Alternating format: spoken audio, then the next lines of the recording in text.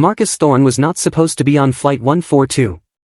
As a single father to 7-year-old Leo, his life was a meticulously choreographed dance of school runs, burnt toast, and late-night freelance coding. He was exhausted, the kind of soul-deep fatigue that comes from carrying the weight of two parents on one pair of shoulders. When his sister offered to take Leo for the weekend so Marcus could attend a tech conference in Seattle, he almost said no. But Leo had hugged his leg and whispered, "Go fly, Daddy. I'll be here when you land." Now, slumped in seat 8A, the low hum of the Boeing 737 had finally lulled Marcus into a dreamless, heavy sleep that he didn't wake up to the chime of the seatbelt sign. He woke up to the sound of a woman's muffled sob 3 rows back and the frantic clicking of a flight attendant's heels on the linoleum floor. The plane didn't feel right. There was no turbulence, but the engine sounded off-key, a mechanical whine that vibrated through the soles of his shoes. Marcus wiped his eyes, his instincts from a former life prickling at the back of his neck. Then, the intercom crackled. It wasn't the usual smooth, melodic tone of a captain announcing the weather. The voice was strained, breathless, and audibly shaking. "Ladies and gentlemen, this is First Officer Miller. We have a medical emergency in the cockpit. Captain Vance is incapacitated. I am currently flying the aircraft, but we are experiencing multiple system failures following a bird strike. If there is anyone on board with flight experience, specifically, any combat pilots, please ring your call button or identify yourself to a crew member immediately." The cabin went deathly silent. It was that terrifying silence where you can hear the heartbeats of the people sitting next to you. Marcus looked around. To his left, a businessman was clutching his armrest so hard his knuckles were white. Across the aisle, a young mother was pulling her toddler into her lap, her eyes wide with a silent prayer. Marcus felt a cold sweat break across his brow. He hadn't touched a stick in 12 years. He had walked away from the Air Force after his wife, Sarah, passed away, promising her he'd never put himself in the sky again. He had a son who needed him to come home. If he stepped into that cockpit and failed, he wasn't just losing his life, he was leaving Leo an orphan. But the plane dipped sharply to the right, and a collective scream echoed through the cabin.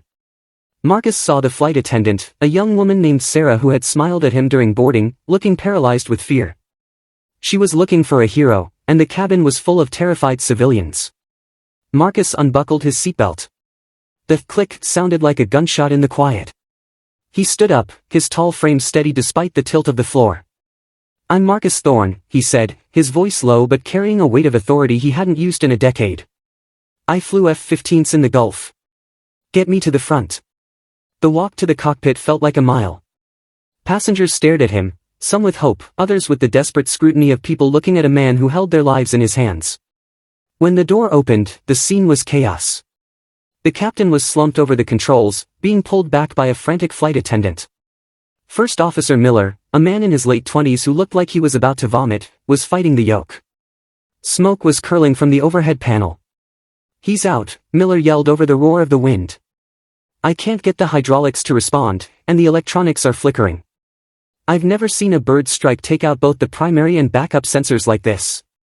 Marcus slid into the captain's seat, the familiar scent of ozone and heated metal hitting him like a physical blow. For a second, he wasn't a tired dad from seat 8A, he was Falcon, the man who had navigated sandstorms and anti-aircraft fire. He gripped the yoke. It felt dead. The fly-by-wire system was failing.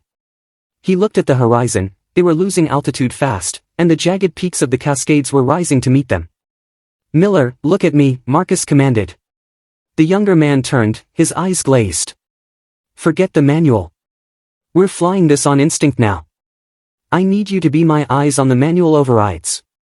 I'm going to fly this like a damaged bird." The next 30 minutes were a brutal ballet of man versus machine. Marcus had to navigate a massive commercial jet with the finesse of a fighter plane, using differential thrust from the engines to turn because the rudders were sluggish. Every time the plane shuddered, Marcus thought of Leo. He thought of the drawing Leo had tucked into his laptop bag, a stick-figure dad with a cape. He realized then that being a father was the ultimate combat mission. You don't get to retreat, you don't get to surrender. You fight until the engines stop turning. As they approached the emergency strip at a small regional airfield, the landing gear wouldn't lock. The cabin was in brace position. Marcus could hear the muffled cries from behind the door. He took a deep breath, his hands steady on the controls, whispering a silent promise to his son. "Not today," he muttered.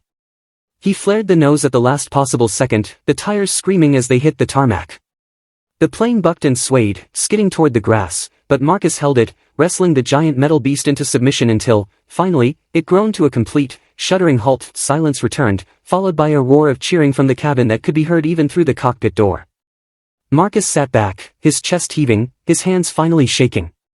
He didn't wait for the accolades or the cameras. Once the emergency slides were deployed and the paramedics took over, Marcus stepped onto the grass, away from the chaos. He pulled his phone from his pocket. It was cracked, but it worked. He dialed his sister's house. "Hey, buddy," Marcus said when Leo picked up. His voice broke, tears finally streaming down his face. "Daddy. You're home?" Leo asked, his voice bright and innocent. "Not yet," Marcus smiled, looking up at the sky he had just conquered. "But I'm coming home."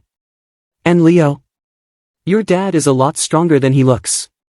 Marcus Thorne walked toward the terminal, not as a war hero or a pilot, but as a father who had realized that his greatest strength didn't come from a cockpit, it came from the little boy waiting for him at the end of the runway. The world saw a pilot in Seat 8A, but Leo saw a hero who always came back. And that was the only title that ever mattered.